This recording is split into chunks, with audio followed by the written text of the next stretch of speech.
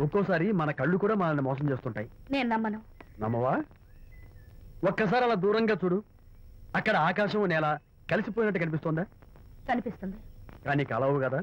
అంటే మన కళ్ళు మనల్ని మోసం చేస్తున్నాయనే అర్థం. అవును. నువ్వు చూసిన సంఘటన కూడా అలాంటిదే అయి ఉంటుంది. అనవసరంగా అల్లుడు గారిని అపార్థం చేసుకోకు. చక్కటి కాపురం పాడు చేసుకోవద్దు. వెళ్ళి అల్లుడు గారిని క్షమాపణ అడుగు. నా మాట విను. My coming.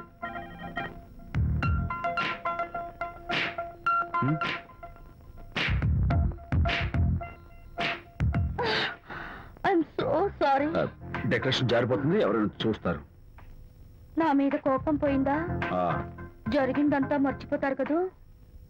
మర్చిపోతాను. ప్రామిస్?